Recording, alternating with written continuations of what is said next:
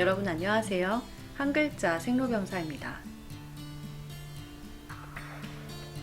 그리스 신화 속 영웅 헤라클레스는 히드라 독을 이용해서 신을 죽이지만 결국 본인도 그 독으로 인해 죽음을 맞이하게 되죠. 그리고 이집트의 여왕 클레오파트라는 안토니우스가 전쟁에서 패배하고 자살하자 본인도 독사에게 물려 생을 마감하는데요. 파란만장한 삶에 걸맞게 신비로운 죽음을 맞이한 것으로 유명하죠. 이처럼 독에 의한 죽음은 신속하고 비정상적이었기 때문에 고대인들은 신의 능력이 숨어 있는 거라고 믿었습니다. 따라서 독의 제조나 보관은 신을 모시거나 혹은 신과 접촉하는 능력을 가진 샤먼이나 사제만이 할 수 있었고, 이와 관련된 행위는 매우 신성시되었죠. 마찬가지로 영웅과 관련된 이야기에는 독화살이 극적인 소재로 자주 등장하는데요. 소설 삼국연의에도 보면 관우가 독화살에 맞아 치료한 일화가 있어요. 괄골요독이라는 사자성어까지 남길 정도로 유명한데요. 이번 편에서는 그 일화가 사실인지 정사 삼국지와 의학적 정보를 곁들여서 비교해 보겠습니다. 먼저 정사 삼국지 관우전의 기록입니다. 관우가 전쟁 중 화살에 맞았는데 그의 왼팔에 적중했다.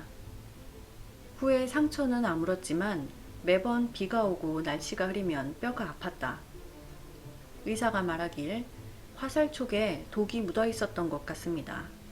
독이 뼈까지 파고들었으니 피부를 다시 절개하고 뼈를 긁어서 독을 제거해야만 완전히 나을 것입니다. 관우는 흔쾌히 팔을 내밀며 의사에게 절개를 시작하라고 했다. 그리고 여러 장군들을 불러 모으고는 술과 음식도 함께 내오도록 했다. 팔에 받쳐놓은 접시가 피로 흥건했지만 관우는 태연자약하게 고기를 썰고 술을 마시며 장군들과 담소를 나눴다. 여기서 관우는 다행히도 독 제거 수술을 무사히 마쳤는데요. 뼈를 깎는 아픔까지도 견뎌냈어요. 실제로 이런 일이 가능한 걸까요? 그리고 소설 삼국연의에서는 정사와는 달리 수술을 한 의사가 바로 마비산을 개발한 화타라고 기록하는데요. 과연 그가 관우를 치료한 게 맞을까요?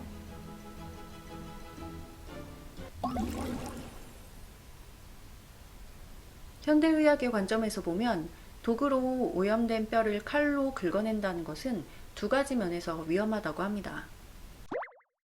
첫 번째로 감염의 위험인데요. 당시에는 항생제라는 것이 없었기 때문에 세균의 감염은 상당히 치명적이었을 것으로 추측이 돼요.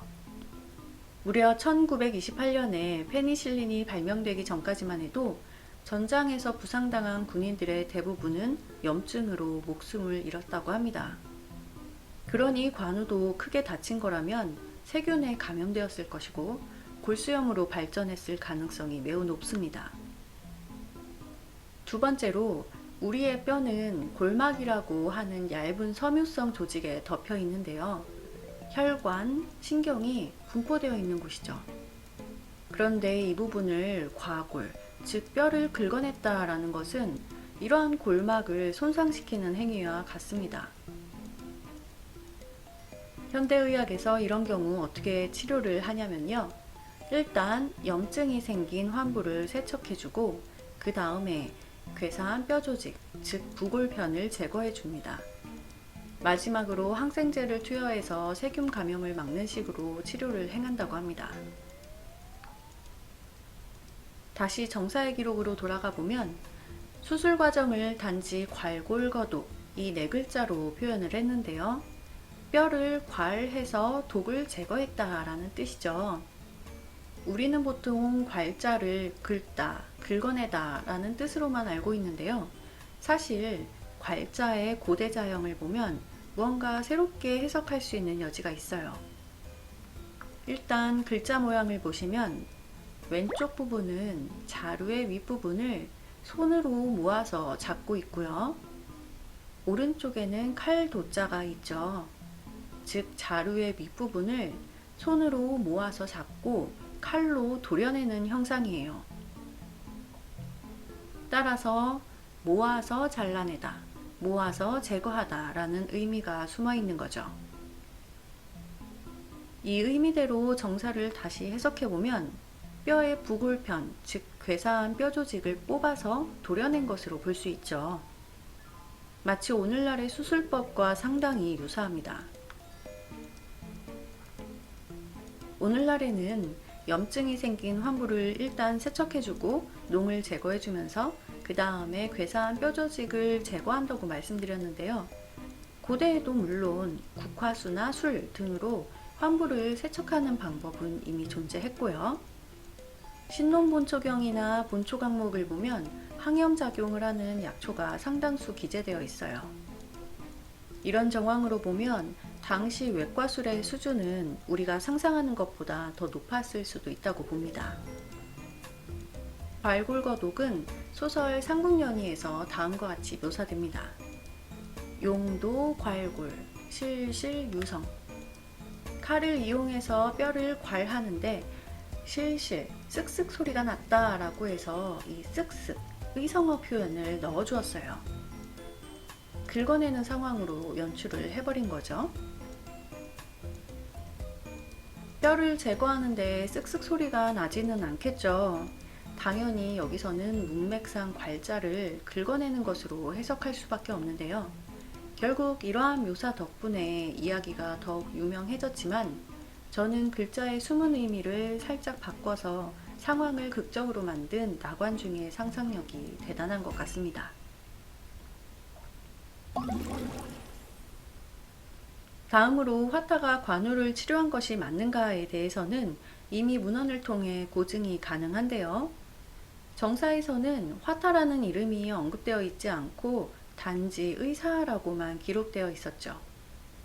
소설 삼국연의에서는 관우가 번성을 공격하는 와중에 초호독이 묻은 화살에 맞았고 독 때문에 생명이 위태로운 상황에서 전설의 명의인 화타가 호련히 배를 타고 건너와 수술을 한 것으로 각색됩니다. 뭔가 대단히 극적이고 신비로운 상황인데요. 후한서에 의하면 사실 화타는 건한 13년인 208년에 조조에 의해서 죽은 것으로 기록됩니다. 그리고 관우가 번성을 공격한 때는 대략 214년 이후로 이미 화타가 죽은 지 6년 후예요. 아쉽게도 사실과는 부합하지 않는데요. 역사 기록 속에서 화타라는 인물은 워낙 신묘한 의술로 유명했습니다. 저자인 나관중 입장에서 치명상을 입은 영웅을 치료할 유일한 인물로는 아마 화타가 제격이었을 겁니다. 영웅과 신인은 환상의 조합이죠. 이처럼 헤라클레스, 클레오파트라, 관우 등등 신화나 역사 속에서 파란만장한 인물들은 대부분 독과 관련된 시험에 등장하고 또 거기서 죽느냐 살아남느냐의 문제는 우리에게 다양한 시사점을 제공하는 것 같아요. 결국 사실과 허구의 구분보다는 우리가 무엇을 얻어가느냐가 중요한 것 같습니다. 오늘의 한 글자 생로병사는 여기까지입니다. 안녕히 계세요.